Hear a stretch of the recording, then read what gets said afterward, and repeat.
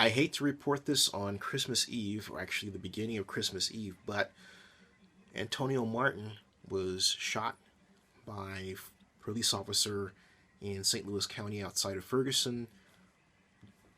Black, police officer white.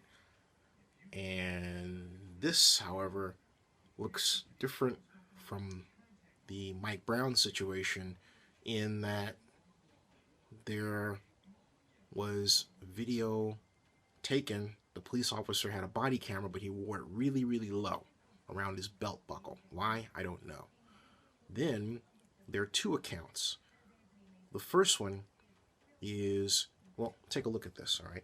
Because right now, as I talk to you about this, this is, I don't know if you can see that straight away, but take a look here, okay?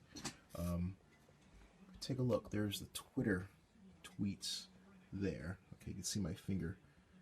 And that's Antonio Martin. So if we click on Antonio Martin here, okay, like so, then we go over here.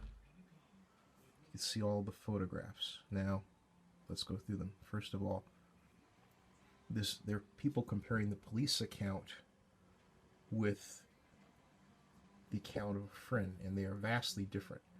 The friend is Jesus Cristo, who says, "I can't believe my best friend just died in front of me," Antonio Martin. And he told the Huffington Post that he and Martin stopped by an officer who said they were stopped by an officer who said they fit the description of recent robbery suspects. Cristo declined to speak over the phone, but through direct message on Twitter, explained that the officer attempted to search Antonio Martin, but he refused. The officer then stepped back, drew his weapon, and pointed at Antonio and told both of them to lay on the ground. And he did, but Antonio refused.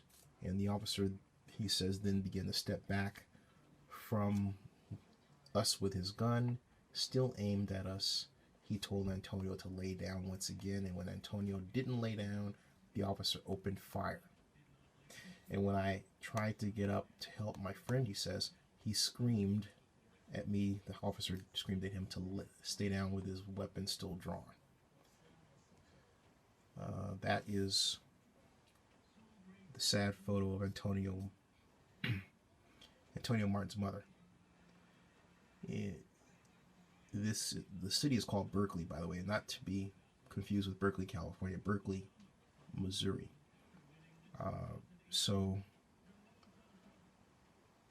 And this now involves shooting, fights, explosive device thrown into fight, hell breaking loose, tear gas or something, and a lot of, that's really sad stuff. So the police officer account is that Martin had a gun, and he drew the gun, and the officer shot him, fearing for his life. These accounts are diametrically opposed. There is a witness on hand and cameras around who say Antonio Martin had no gun whatsoever. So this really looks very, very, very ugly. And damn it, what the hell is going on here? You know? We've got to get guns off the street. That's all there is to it. We've got to... It's not a matter of Antonio Martin having a gun. In this case, I don't want to be misunderstood. But even among police, just using guns too freely. But that aside for a moment, I'll take the emotion out of this and go back to the other approach. I had a conversation with San Francisco Public Defender Jeff Adachi, which is on Zuni 62 in Long Run. And he said that while I say you should always do what an officer tells you to do, Jeff says you don't have to. And therein lay the rub. An officer should not feel that he or she has the right to shoot you if you don't follow their instructions. That's the bottom line. Wow. Why do I feel like this is going to go bad or get worse before it gets any better? We've had 2 officers shot point blank range in New York, which should never have happened. We've got this happening, and seemingly no reduction in hostilities. No lessons learned. Horrible stuff. Horrible stuff.